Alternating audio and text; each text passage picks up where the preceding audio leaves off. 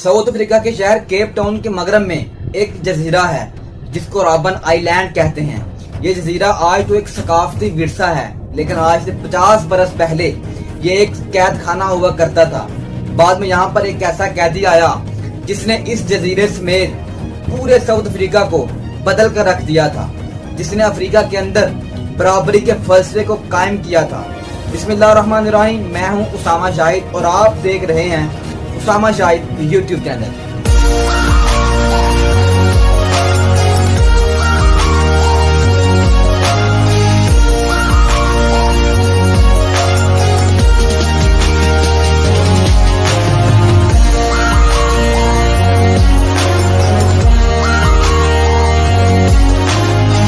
नाज़रीन, आज हम बात करेंगे 20वीं सेंचुरी के सियासी कैदी नेल्सन मंडेला की।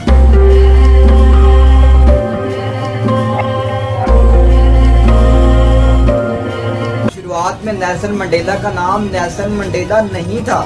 इसके बाप ने इसका नाम रोली लाला रखा था, जिसका मतलब था ट्रबल मेकर, यानी मुश्किलात पैदा करने वाला इंसान। जब इसकी उम्र 7 साल हुई तो इसकी टीचर ने इसका नाम एक क्रिश्चियन नेल्सन रख दिया, लेकिन इसका एक तीसरा नाम भी था, मंडेबा। नेल्सन मंडेला अभी छोटा ही था जब इसके बाप के ऊपर एक बरतानवी मजिस्ट्रेट ने जानवर गुम होने का मुकदमा दर्ज करके इसको तलब कर लिया।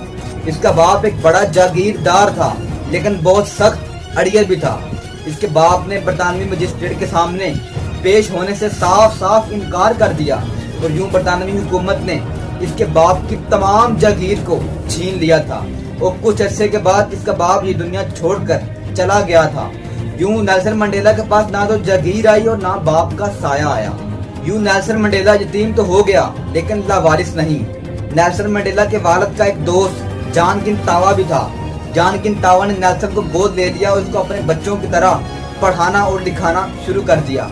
लेकिन नेल्सन ने अपनी जिंदगी के अंदर अपनी पहली बगावत अपने ही मौसम के खिलाफ शुरू की। हुआ कुछ इस तरह के जॉन किंतावा ने अपने बेटे जस्टिस और नेल्सन की शादी एक ही दिन तय कर रखी थी, लेकिन दोनों लड़के शादी नहीं करना चाहते थे और वो भागकर अफ्रीका के शहर जोहान्सबर्ग चले गए। यहाँ से नेल्सन की सख्त जिंदगी का आगाज हो गया था। उसने सबसे पहले एक कोयले की कान में काम शुरू किया। इसके बाद वो एक लॉ फर्म में मुलाजिम बन गया। नेल्सन इतना गरीब था कि उसके जानने वाले ने उसके ऊपर तरस खाकर उसको रहने के लिए एक कमरा दिया था, जहाँ से वो दोपहर का खाना भी खाया करता था। 5 बरस तक उसके पास कपड़ों का सिर्फ और सिर्फ एक ही जोड़ा था, लेकिन इन सब हालात के बावजूद भी वो यूनिवर्सिटी ऑफ साउथ अफ्रीका से बीए की डिग्री हासिल करने में कामयाब हो गया था।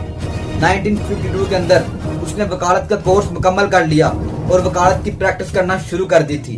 वकालत की प्रैक्टिस से उसके अपने हालात तो दिन ब दिन ठीक हो रहे थे, लेकिन इसके साथ साथ अफ्रीका के हालात दिन ब दिन बद से बदतर हो रहे थे। जब अफ्रीका से बरतानवी राज खत्म हुआ तो अफ्रीका के अंदर सफेद फामों की हुकूमत आई, क्योंकि ये एजुकेटेड लोग थे। इससे पहले अफ्रीका के अंदर तकरीबन 90% स्याह फाम लोग रहते थे। इन सफेद फामों ने मिलकर स्याह फामों जो कि अनएजुकेटेड थे उनको कुचलना शुरू कर दिया। उनके ऊपर कई तरह की पाबंदियां लगाना शुरू कर दी। सफेद फामों ने कहा कि स्याह फामों का रहन सहन और खाने पीने का अंदाज हमसे बिल्कुल ही मुख्तलिफ है और इनको किसी दूसरे इलाके में सफर करने के लिए एक परमिट बनवाना पड़ेगा। ये बिल्कुल इसी तरह ही था जैसे अपने इलाके में सफर करने के लिए वीजा की जरूरत पड़े।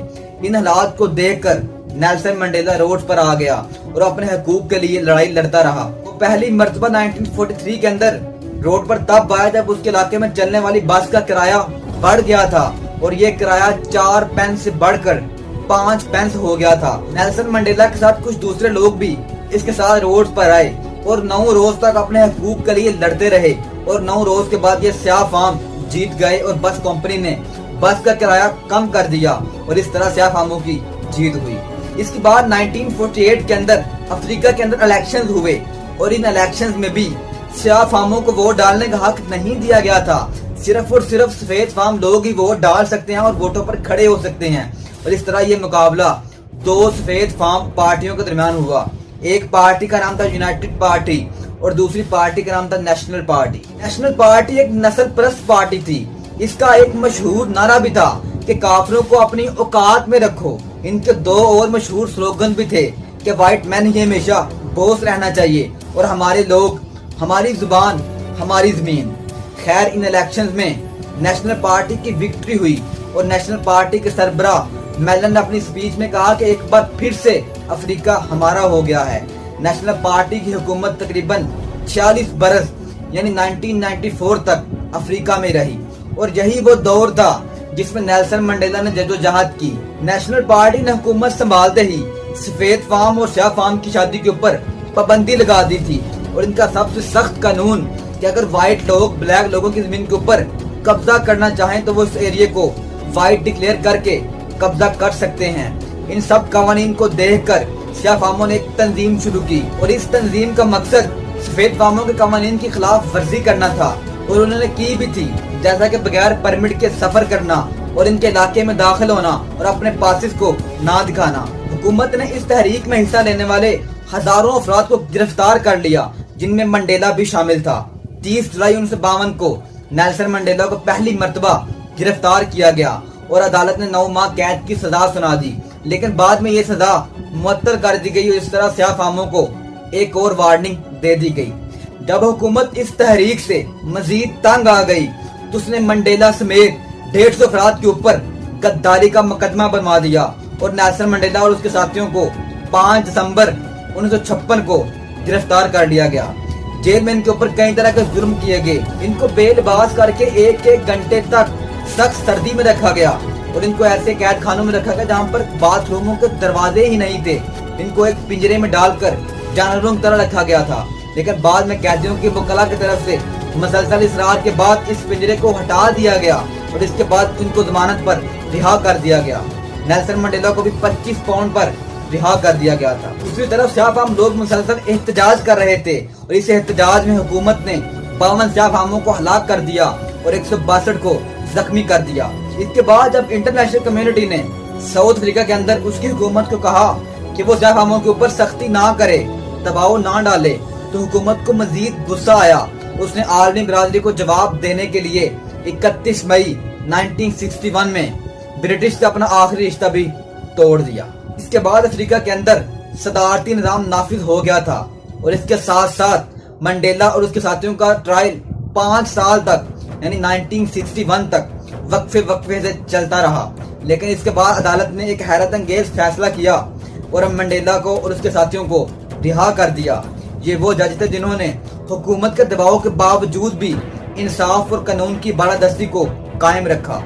منڈیلا رہا تو ہو چکا تھا لیکن اب وہ یہ بھی جان چکا تھا کہ اب مداروں سے کام نہیں چلے گا, اب حکومت کے خلاف ہتھیار اٹھانا پڑیں گے. اس کے بعد اس نے اپنے بیوی بچوں کو خدا حافظ کہا اور انڈر گراؤنڈ ہو کر حکومت کے خلاف متحرک ہو گیا. کئی ماہ تک پولیس اس کو تلاش کرتی رہی لیکن یہ کسی کے ہاتھ میں نہیں آیا.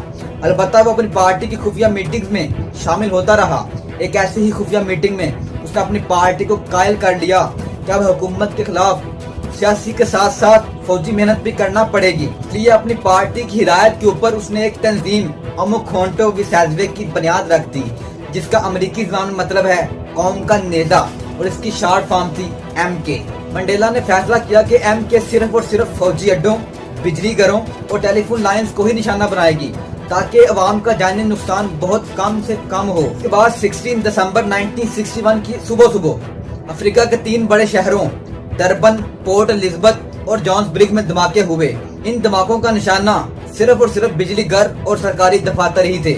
ان دھماکوں کے بعد افریقہ کی حکومت نے نیلسن منڈیلا کی تلاش اور بھی تیز کر دی تھی, لیکن نیلسن منڈیلا ایک جعلی پاسپورٹ کے ذریعے ملک چھوڑ کر جا چکا تھا تاکہ وہ اپنی پارٹی کے لیے فائنینشیل اور پولیٹیکل سپورٹ حاصل کر سکے. اس جعلی پاسپورٹ کے ذریعے وہ ایتھوپیا اور مصر سمیت کئی دوسرے ممالک میں گیا. کہیں سے اس کو مدد ملی اور کہیں سے نہ ملی. لیکن منڈیلا کی وطن واپسی سے پہلے ہی افریقہ کی پولیس نے اس کی گرفتاری کے لیے ایک جال بچھا رکھا تھا.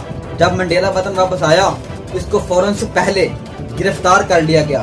گرفتاری کے وقت جب یہ ایک کار میں سفر کر رہا تھا اس کے پاس ایک پستول اور ایک نوٹ بک تھی جس میں اس کے ساتھیوں کے نام لکھے ہوئے تھے. منڈیلا نے یہ دونوں چیزیں کار کے خفیہ خانے میں چھپا دی تھی, کبھی پولیس کو نہ مل سکی. گرفتاری کے بعد منڈیلا کے اوپر 2 مقدمات چلائے گئے. ایک مقدمہ لوگوں کو ہڑتال کے لیے اکسانے اور بغیر پاسپورٹ ملک چھوڑنے کا تھا اور دوسرا مقدمہ دھماکے کرانے کا تھا. جانسبرگ سے تقریباً 60 کلومیٹر دور ایک قید خانہ ہے جس کے ہاسپٹل میں تقریباً 3 ماہ تک منڈیلا کو رکھا گیا، لیکن اس دوران منڈیلا اپنے بھاگنے کے منصوبے بناتا رہا، لیکن یہ منصوبے صرف اور صرف باتوں تک ہی رہے۔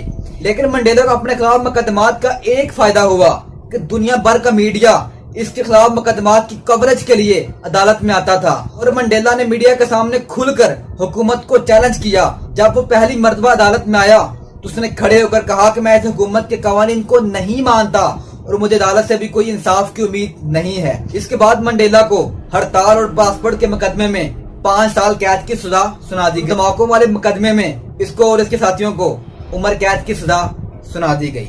اس کے بعد منڈیلا اور اس کے ساتھیوں کو رابن آئی لینڈ کے قید خانے میں قید کر دیا گیا، جہاں وہ تقریباً 18 برس تک قید رہا۔ یہاں پر منڈیلا کے اوپر طرح طرح کے ظلم کیے گئے۔ منڈیلا کو صرف اور صرف اپنی بیوی سے ملنے کی پرمیشن تھی، صرف اور صرف بیوی سے، نہ کہ بچوں سے۔ ظلم کی انتہا تو یہ تھی کہ منڈیلا کو اپنی ماں اور بیٹے کے جنازے میں بھی شرکت کی پرمیشن نہ دی گئی۔ منڈیلا کو پتھر توڑنے پر مجبور کیا گیا تھا۔ اس کے بعد منڈیلا اور اس کے ساتھیوں کو ایک دانتوں کے ڈاکٹر کے پاس لایا گیا اور ان کو ایک تاریک کمرے میں چھوڑ دیا گیا۔ ان کی ہتھ کڑیاں کھول دی گئیں اور کمرے کی کھڑکی بھی کھلی ہوئی تھی، یعنی میدان بالکل صاف تھا۔ لیکن منڈیلا سمجھ گیا کہ یہ حکومت کی ایک سازش ہے، اس لیے وہ نہ بھاگے۔ ایک طرف حکومت منڈیلا کو مارنے کی کوشش کر رہی تھی، لیکن دوسری طرف ایم کے پارٹی اس کے فرار ہونے کے منصوبے بنا رہی تھی۔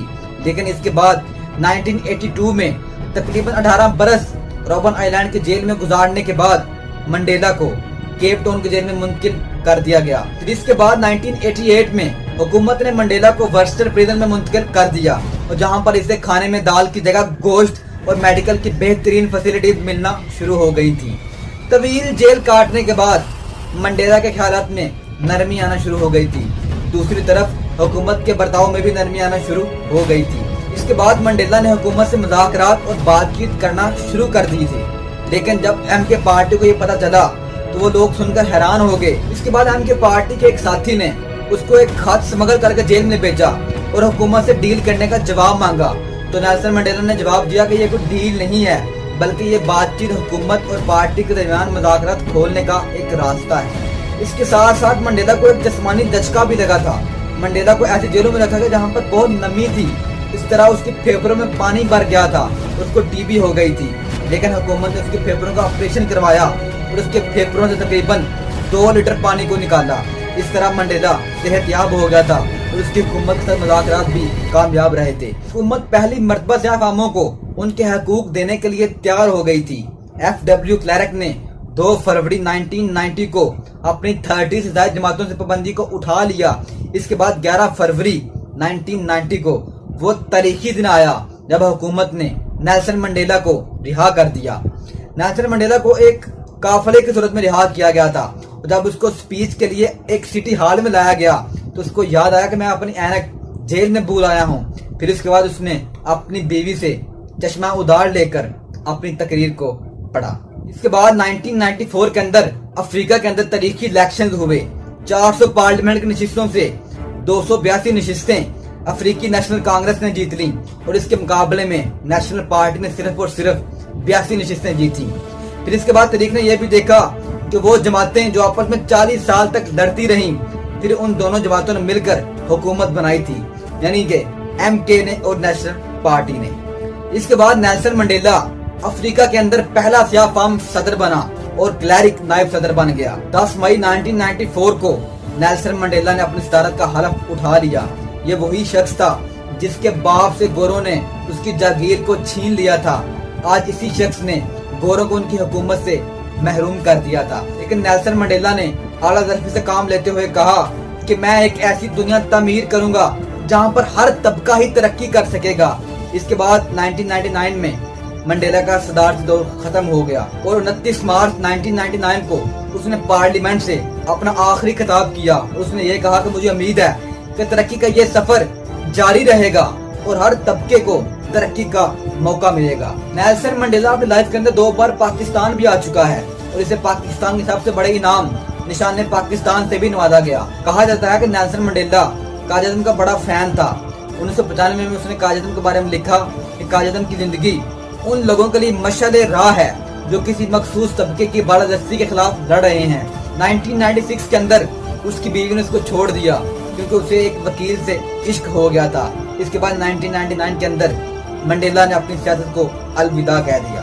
اتنی محنت کرنے کے بعد نیلسن منڈیلا کی صحت دن بدن کمزور ہو رہی تھی، اور وہ بیماری جو اس کو جیل میں لگی تھی یعنی کہ پھیپھڑوں کی بیماری، اس بیماری نے نیلسن منڈیلا کی صحت کو دن بدن کمزور کر دیا تھا، اور 2013 کے اندر نیلسن کی طبیعت مزید خراب ہو گئی اور لوگوں نے اس کے لیے دعائیں کرنا شروع کر دی۔